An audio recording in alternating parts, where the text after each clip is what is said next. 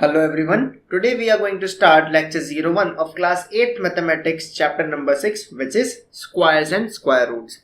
In this particular lecture we are going to talk about introduction to squares, and we are going to talk about what actually are square numbers and how do we find squares. You all have already seen what are squares. Let me just recall by writing the definition that when a number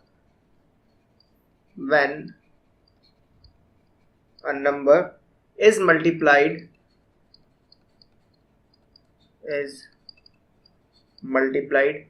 with itself,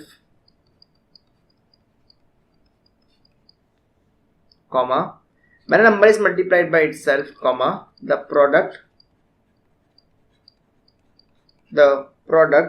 is called the square of that. The product is called the square of that number. Okay, so whenever you multiply a number with itself, okay, with itself means that a number is getting squared. Simple. For example, if you take an example, 2 into 2 is what? You write it as 2 square, which actually gives you 4. Now in this particular thing, 2 can be treated as base, and the upper part, that is the power, can be taken as exponent. So we have already seen that 2 into 2 is 2 square. Now this particular thing, this number is called the square of 2, or you can say as this is read as 2 square. This is read as 2 square, or you can call it square of 2 or square of 2, right? So this is the basic definition of squares, where you can say that when you multiply a number by itself, then it becomes square. Okay, so this was the first example. You can similarly take various examples, like 4 into 4 is what? 4 square. That is something called 16. We all know that.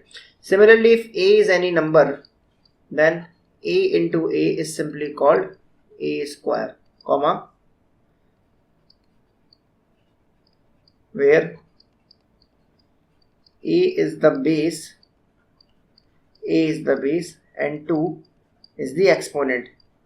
Okay, so you can say that it is safe. You can say that it is safe to remember that whenever a base has power 2 or the exponent 2, then we can say that we are squaring the base, right?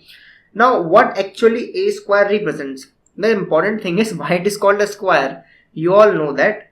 Let me write about one application, or you can say you can better call it an example only, geometrical example. Let us say, if you take, so you all know that if it is a square, geometrical figure square, and it has a side A, right, then area of square is equals to side square, right? That is a square. That is length into breadth. So you can, because length and breadth are equal in square, so length into breadth becomes side into side, that is a square. So that is also one of the reasons that why it is called square. So now I think you all got an idea that what actually square means, right? So square is nothing but when a number multiplied by itself. Similarly, you can calculate square of minus 2 also. Minus 2 square will also come out to be plus 4, right? So in that way you can calculate square of any number. Now we are going to see in this chapter that how can we calculate the square, what are the different methods available, what are perfect squares, how to test if a number is a square or not. So all these things we are going to cover in this particular chapter. Then later on we are going to identify that what are the square roots. Okay, since these numbers are small, so you can see them and you can actually visualize that, oh, 16 is 4 square, okay, 25 is 5 square. But when the number is very large, for example 576, let the number be 625, let the number be 729. In these types of numbers you cannot directly see that what are the numbers whose square is 729 or whose square is 576. So in those particular cases we need something called square roots. Okay, so this is the complete chapter in which we are going to study about squares and their square roots. So now, since we have understood or we have a grasp on the concept of squares, let us talk about what are perfect squares. since square is anything multiplied by itself, right? So what a perfect square? Why do we need to separate perfect square from all the squares? Okay, because you can calculate square of 1.1, you can calculate square of practically any number, right? Now what are perfect squares and how are they different from the normal square numbers, right? So we can say a natural number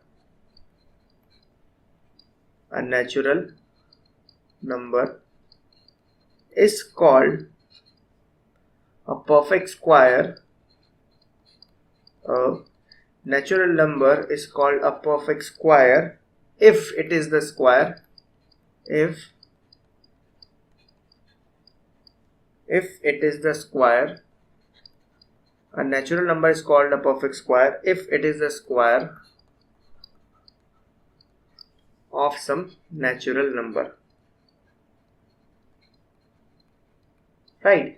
So you can say that if your square number is a square of some natural number, for example, if you calculate the square of 1.1, whatever it will be, it will not be a perfect square because 1.1 is not a natural number. Okay, so squares of natural number are naturally, they are also natural number, right?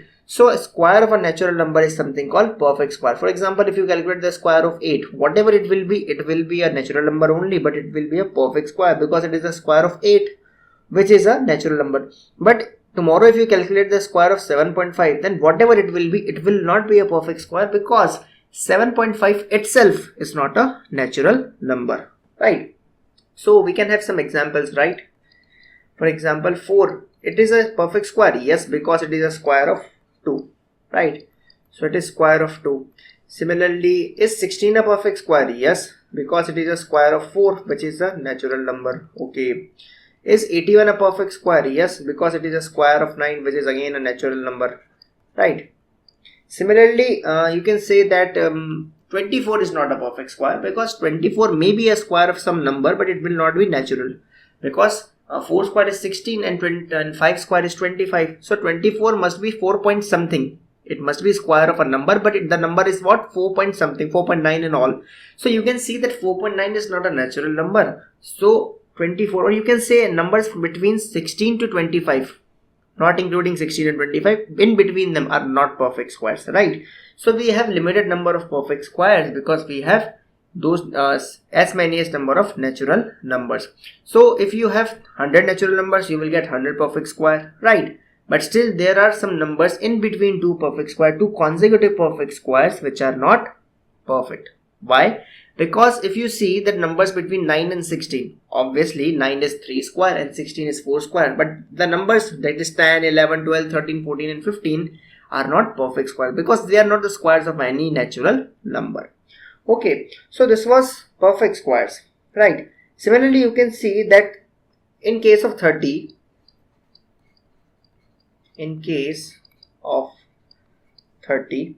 comma, we are not able, in case of 30, we are not able to write, in case of 30, comma, we are not able to write this, as a square,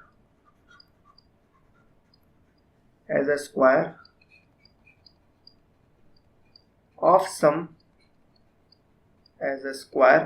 natural number, comma, so 30 is not a perfect square.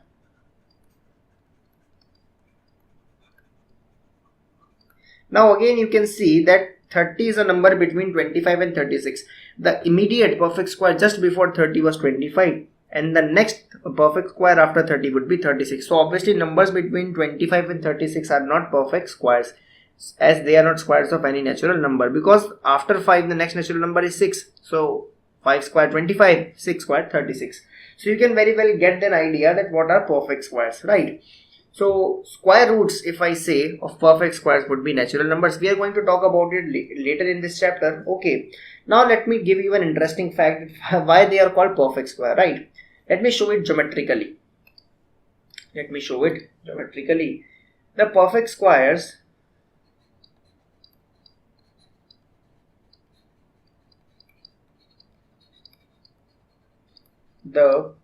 perfect squares 1, 4, 9, 16 and so on can be represented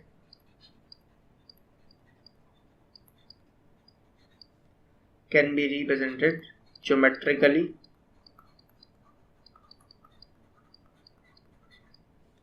by dots, forming a square.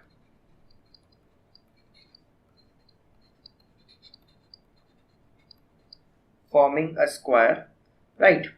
So if I want to show you, then I can show you like let me show you that 1 square is 1, right? So you can write 1. This is 1 square, right? Similarly, 2 square is 4. So you can have dots, right? So you can represent them like dots. So 4 dots. Okay. Similarly, we have 3 square is 9. So we have 3 by 3. That is 3 rows and 3 columns. So these are 2 columns and these are 3 columns. So 3 vertical columns and 3 horizontal rows. Similarly, you can represent 16 by dots. Here we will have rows of 4 and columns will also be 4. So you can see there are 4 rows going on. And till now we have made 2 columns. We are making third one and the fourth column. So you can see that whatever I told you in the beginning of the lecture, that a square is, why it is called a square, because it actually represents a square of side. What? Side length is square root of 16, that is 4. You can clearly see the side of the square is 4 by 4, 4 dots on one side and 4 dots on other adjacent side. So you can see that actually the side length is square root of the number. Okay, so we can say hence, just because of this property of representation, hence the name perfect squares,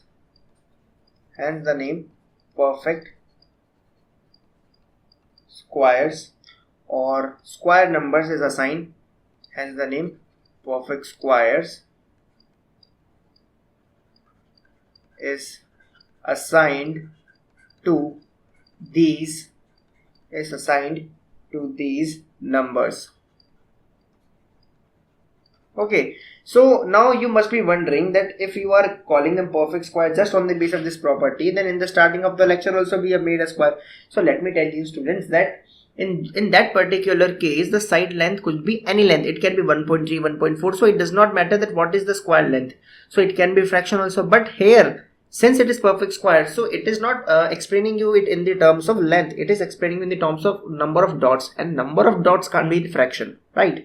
So if you somehow if you take out square root of 14, it will be 3 point something. So you cannot have 3.5 dots, because dot is a dimensionless quantity, it is very small, so you cannot have fractions. So that is why we are not using length over here, because length can be in fractions also, length can be in decimals also, length can be 1.3 meter, but number of dots are natural numbers, and that is why for perfect square and for geometrical representation of perfect square we are using number of dots. So I hope the difference between the square which I have told you in the starting of the lecture and the square which we have made now has been clear. Okay, so now how do we test a number to be a perfect square? So the question arises, if someday I give you a number, see again when the numbers are small, suppose I give you 72, so you know that after 64 the next perfect square is 81, so 72 lies in between, so it is not a perfect square. But if I give you a very big number, 5 digit, 6 digit number, then you must have something, you must have some algorithm, some method to test that is it a perfect square or not,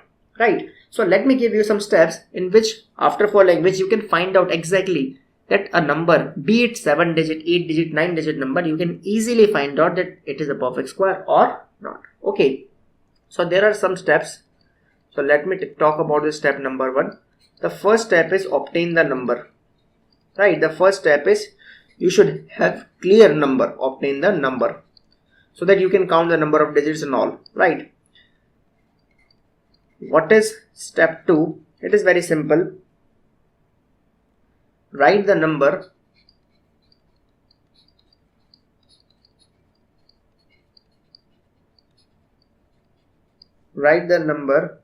as, write the given number as the product of Write the given number as the product of prime factors. Write the given number as the product of prime factors. Then let us take it in the next step. Write the number as the product of prime factors. So this is the second step. So you have to do prime factorization of the number. Now what we have to do is we have to make pair of same factors, not triplet, not any fourth order pair. We have to make pair. Okay, that is we have to take two factors which are same together, right? Now comma make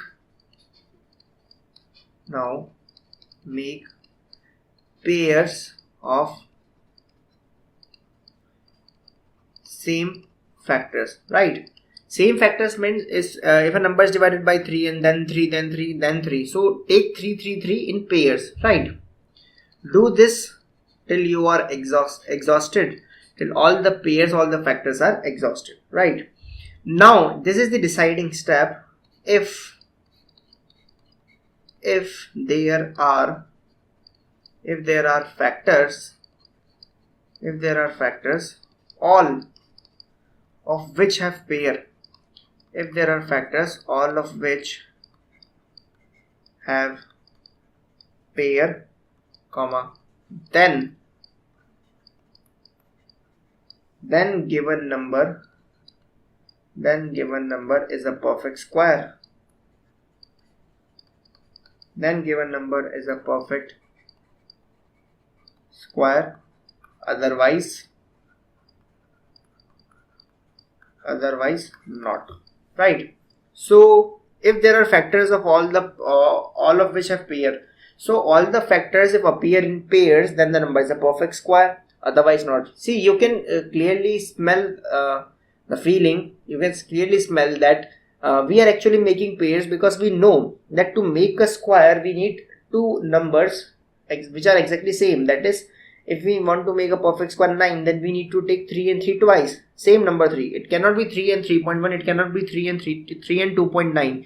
It has to be 3 and 3. That is why we are making pairs.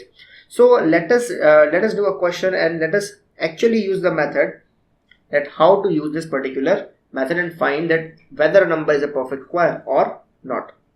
So let us take the question, that is 336 a perfect square. So we have obtained the number, right?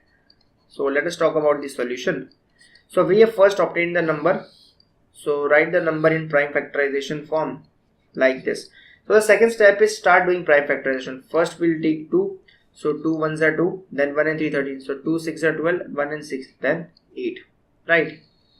Then divide by 2. So it will be 8 and 4, right? 2 8 is 16 and then 2 4 is a 8. Then again this is a even number, so you can divide by 2. So it will be 2 4 is a 8 and 2 2 is a 4, right? Then that is 42. So again you can see that 42 can be divided by 2 as this 21, right? So 2 into 2 will be 4 and 2 into 1 will be 2. Then similarly we have 3. So 3 into 7 is equals to 21, and then we have 7, right? So these are all the factors which we have done. Now the step 3 says that start making pairs of all the prime factors. So we can write 336 as 2 into 2 into 2 into 3 into 7. So this is what pairing looks like. Okay, so we have paired these factors, but since 3 and 7 have no pair. Now remember the step number 4. Let me show you the step number 4. It says if there are factors of all of which have pair, then only the given number is a perfect square, otherwise not. So you can see that 3 and 7 has no pair. Since they do not have any pair, so it is not a perfect square. So what we can write is, since the factors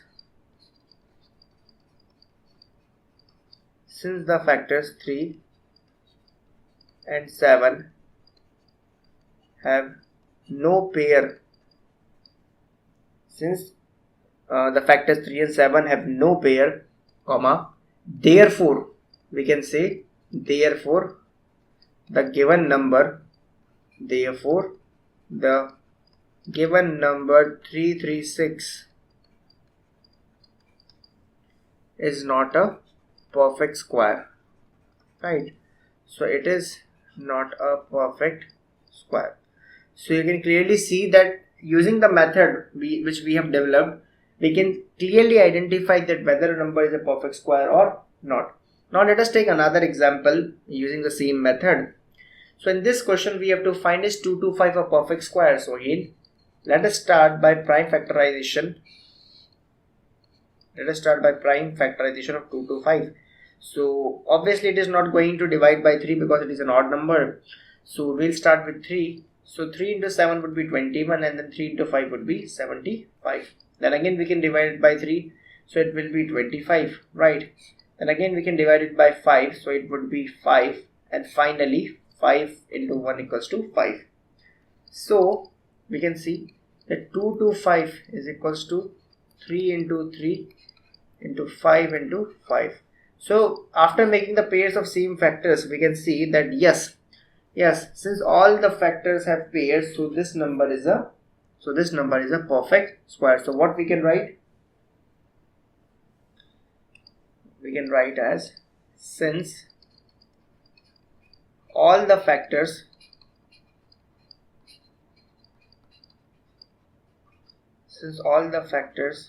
appear in pairs, comma, so 225 is a perfect square, right? Since all the factors appear in pairs, so 225 is a perfect square. Now let us talk about another question. Find the smallest number by which 180 must be multiplied. Clearly this is an application of the above method and it is very easy to use. So the question says that find the smallest number by which 180 must be multiplied so that the product is a perfect square. Clearly since we have to multiply, so it is already known that 180 is not a perfect square. Okay, that is why the question is asking us to multiply. Okay, so let us find out the smallest number by which we have to multiply 180. But it is not the case every time. Sometimes it might give you that 225, what number should be multiplied by 225 to make it perfect square. Now 225 itself is a perfect square, but again it is asking what smallest number we have to multiply. So the question can come like that also. Okay, so in this question what we are going to do is we are going to find out that what is the factor, or what are the number of factors which are actually not allowing 180 to have all the factors in pair. So we will complete the pairs and then we'll calculate it what number we have to multiply. So again the same method. First of all we have to find the prime factorization of 180. So we can see what is the structure of 180 or how 180 is obtained using the factors. So we'll divide by 2, so we'll get 90. Again we'll divide by 2, so we know that 45 into 2 is 90. Then we'll divide by 3, so we'll get 15 into 3. Then again we'll divide by 3, so we'll get 5. So you can clearly see that 2 have pair, 3 have pair. 5 is the only number which do not have a pair. So what we can write is clearly, comma, 5 has no pair, comma, so we must multiply no pair, comma, so we must multiply 180 by 5 to make it a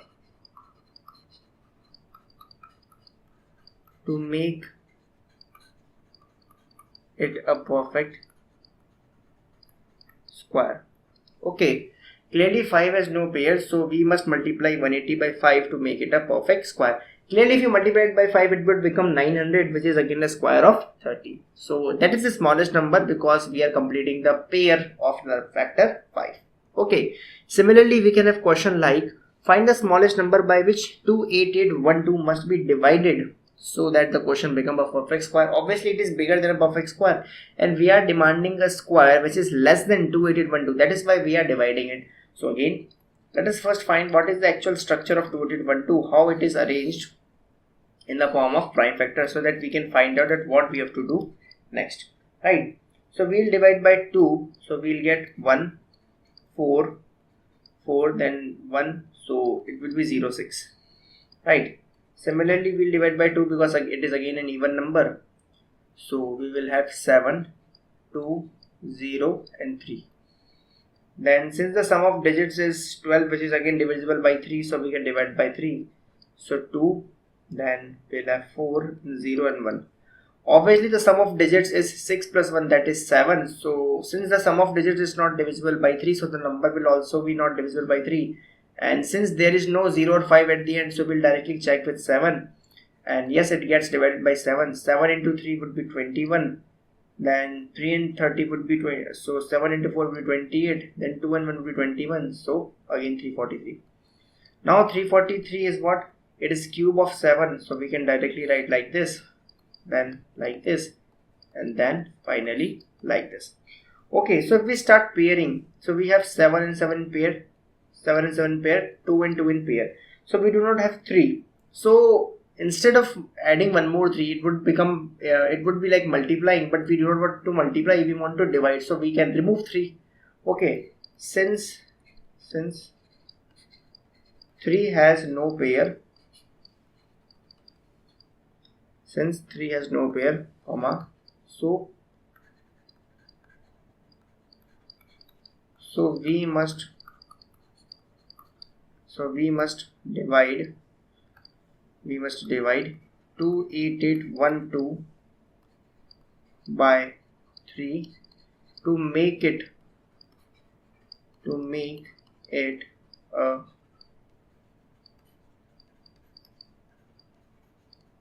perfect square, right? So we have to divide 28812 by 3 to make it a perfect square. So I hope you all got the point that how do we check that number is a perfect square, and if it is not a perfect square, then how can we make it even?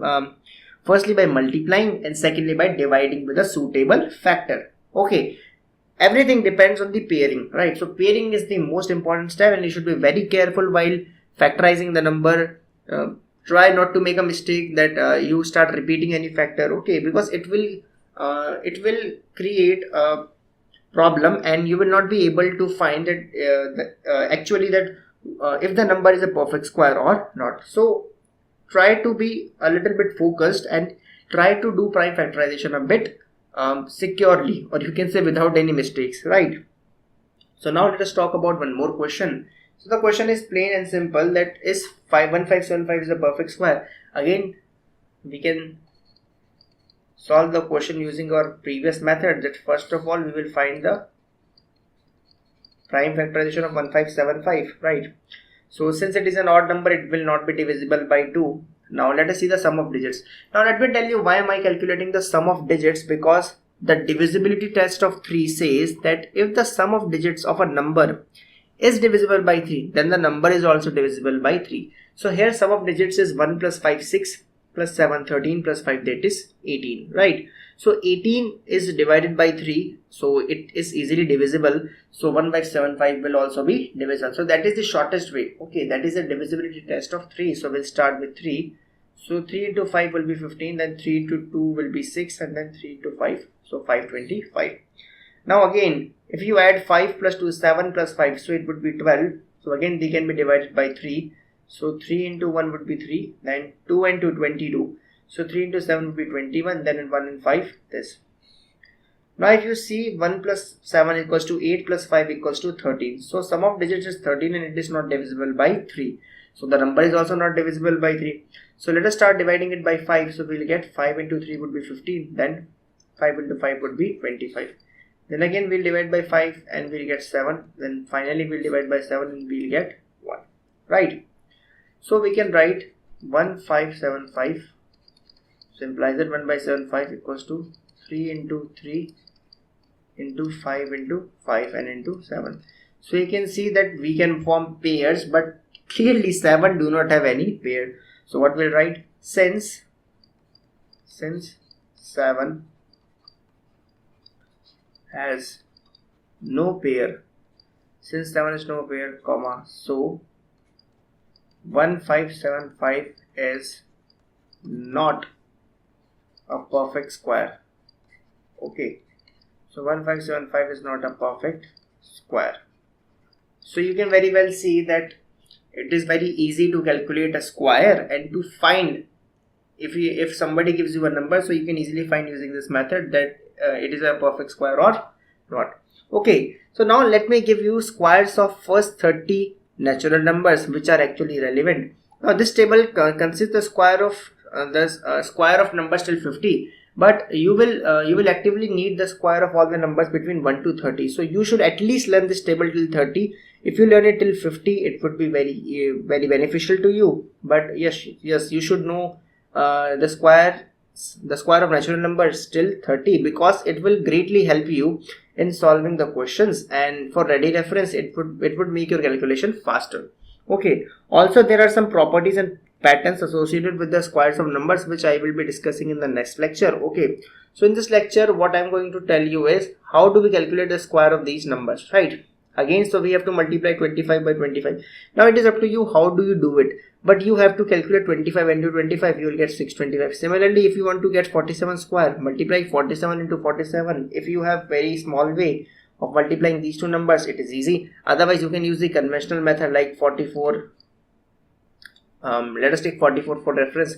So 44 into 44, then you will find something, then you will put across and find something, then add. Okay, so that is the traditional way of multiplying. You can do that also. Okay, you can do approximation also. So in the upcoming lectures we are going to talk about properties and basically the use of the squares. So we'll talk about properties and patterns, then it will become a bit easier to actually calculate those squares. So now the thing I want you to focus on is that you can see if a number ends on 1. Okay, if a number is ending at 1, then its square is also ending at 1. You can see for all these 5 numbers 1, 11, 21, 31, 41, they all end at 1, that is the unit digit is 1, and the unit digit of their squares is also 1. Similarly, if you try to focus that every number which is ending at 6, its square is also ending at 6, right? But if you see 3 and 7, then you can see a number ending at 3. If a number ends at 3, then its square ends at 9, right? So 3 and 9 has been in relationship, but same is true for 7 also. If a number ends at 7, then its square ends at 9. Okay, so if there is a number and it is already told that it is a perfect square, and if the number ends in 9, so you can be assured that the unit digit of the square root which you are actually looking has 3 or 7, right?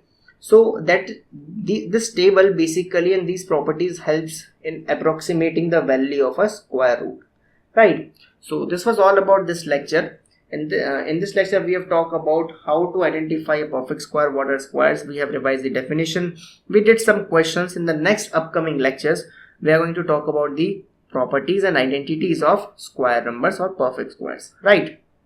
So this was all about this lecture. I'll see you in the next lecture. Till then, goodbye.